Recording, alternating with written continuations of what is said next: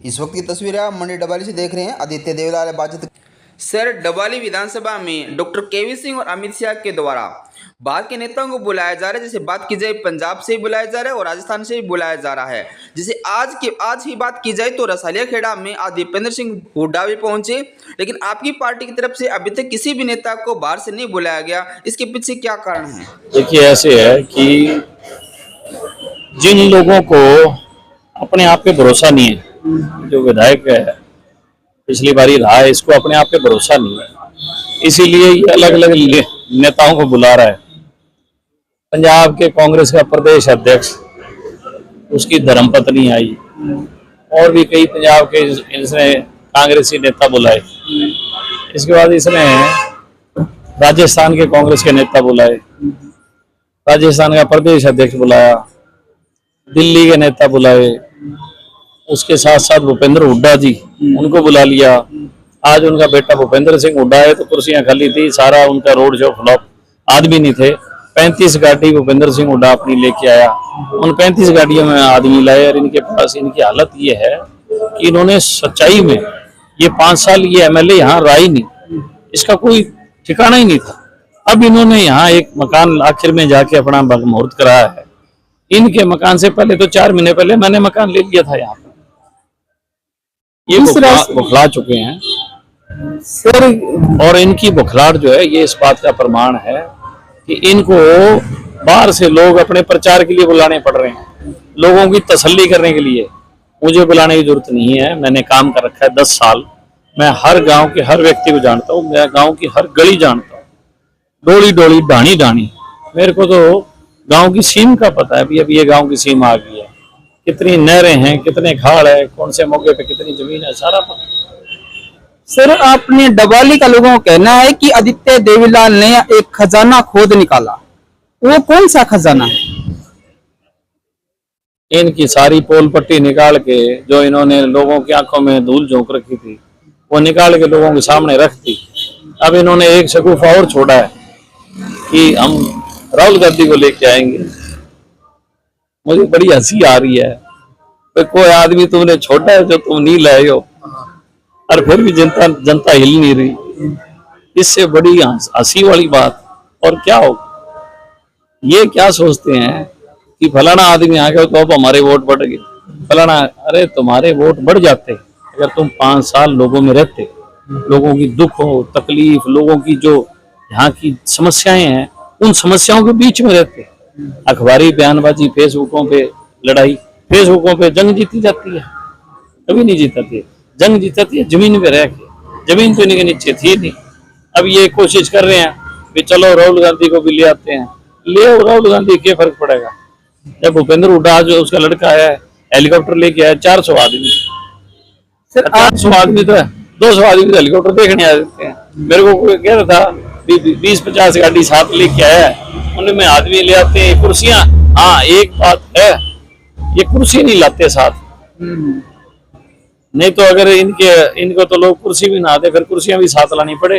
पर चलो इतना लोग आदर मान करते हैं भी, चलो कोई टेंट वाला अपनी कुर्सियां इनको दे देता है। डबाली के लिए जो खजाना ढूंढा आपने, वो 4 एकड़ जमीन, वो क्या मामला है?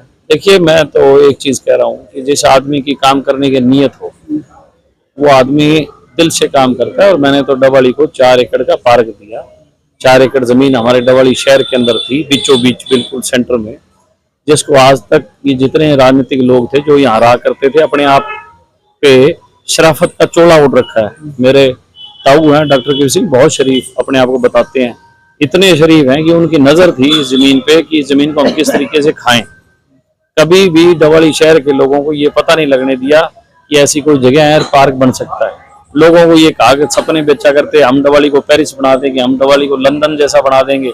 लेकिन साथियों, लोगों ने इनको समय भी दिया, इनके बेटे को एमएलए भी बनाया। ये खुद 9 साल भूपेंद्र हुड्डा के ओएसडी रहे हैं, लेकिन इन्होंने कभी डबाली की भलाई के लिए काम नहीं किया।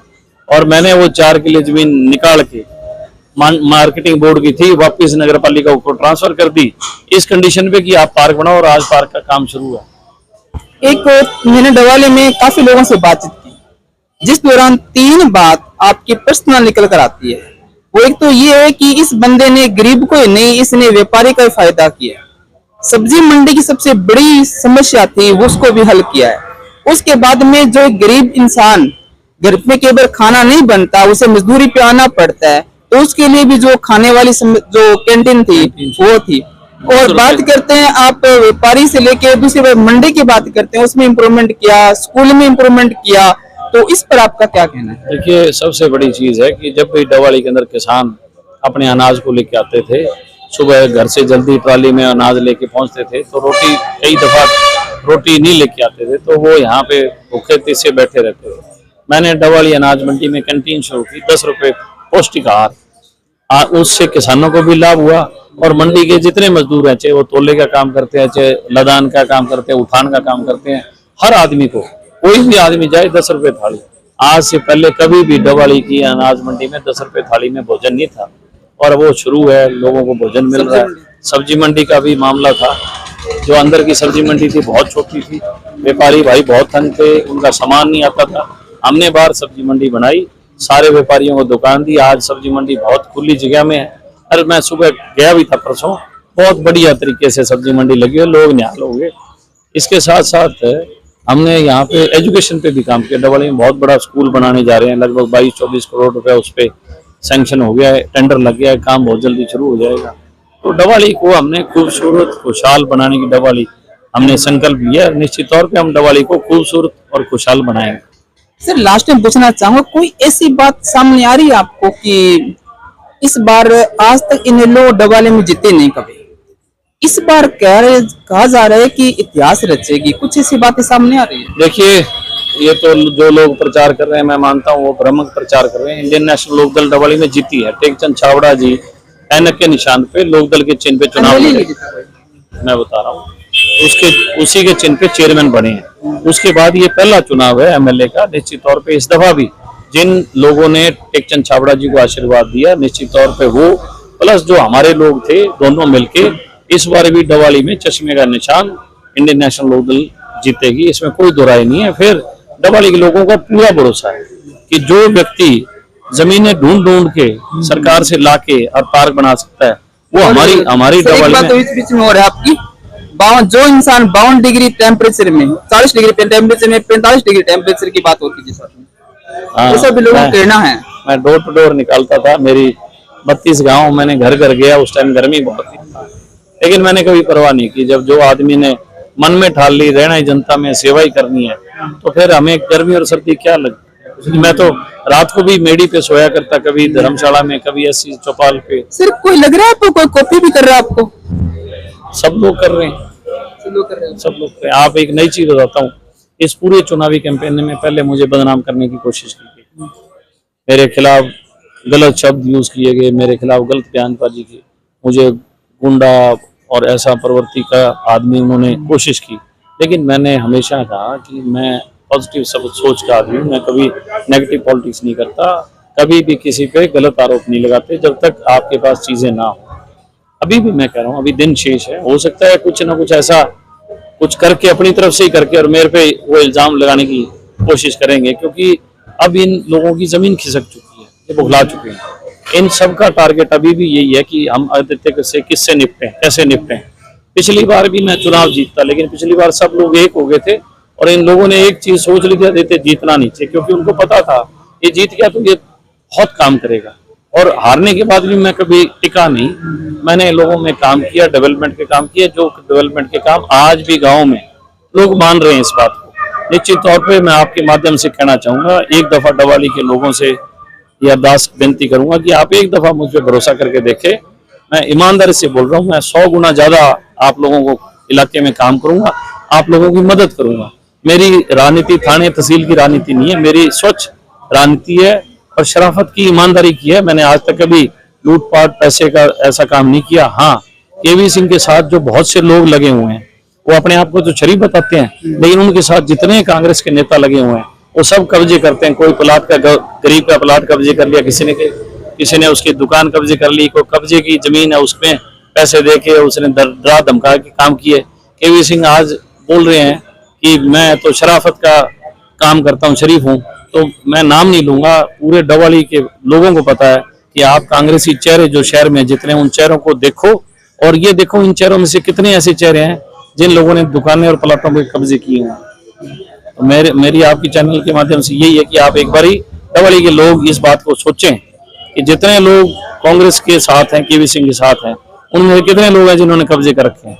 सर लास्ट में एक तरफ तो अभय सिंह चौटाला का कहना है कि हमारे झंडे को हाथ लगा के दिखाओ, दूसरी तरफ सर जंडवाला गांव के अंदर एक बीजेपी पार्टी के आदमी के मकान से वो झंडा उतार लिया गया उनकी पार्टी का, इस पर आपका क्या कहना है? देखिए हमारे किसी भी कार्यकर्ता ने कोई शिकायत नहीं की। हमने कह रखा है कि हमें किसी से कोई द्वेष नहीं है, सब लोग अपना अपना प्रचार प्रसार करें, प्रजातंत्र है, प्रजा अपना फैसला खुद करती है। लेकिन कांग्रेस के लोग निरंतर लोगों की शिकायतें कर रहे हैं, उन पर दबिश दबाव डाल रहे हैं, छोटी छोटी ओछी हरकतें कर रहे हैं कि कोई शोभा नहीं देता। किसी ने अपनी श्रद्धा से झंडा टंगा रखा है तो ठीक है, उससे जबरदस्ती क्यों करो। लेकिन इन्होंने बीजेपी के लोगों को जबरदस्ती शिकायत कर करके झंडे उतारे और पुलिस उनके घर में भेज के उनकी सामाजिक बेइज्जती करने का काम किया। मैं ये मानता हूं कि ऐसे लोग जो हैं अब उनका धीरे धीरे चेहरा बेनकाब हो रहा है, किस प्रवृत्ति और किस सोच के लोग हैं। लास्ट में क्या कहना चाहेंगे सर? मैं तो यही कहना चाहूंगा कि डबवाली वासियों को, डबवाली विधानसभा के लोगों को, कि अगर आपको चाहिए कि हम लोग डबवाली को और अच्छा बेहतर बनाएं, निश्चित तौर पे आप सोच पे वोट डालने का काम करें। 5-6 कैंडिडेट चुनाव लड़ रहे हैं, आप उनकी सोच को जानें और मैं उम्मीद करता हूं कि जो फैसला आप करोगे बहुत अच्छा करोगे। लेकिन इस दफा आप सोच के साथ खड़े हों। बहुत धन्यवाद। Thank you sir. तो ये थे मेरे साथ में आदित्य देवलाल थे, जिन्होंने बताया किस तरह से हमारा कैंपेन चल रहा है और भी बातें बताई। आपको वीडियो कैसी लगी, लाइक कमेंट शेयर जरूर कीजिएगा। धन्यवाद।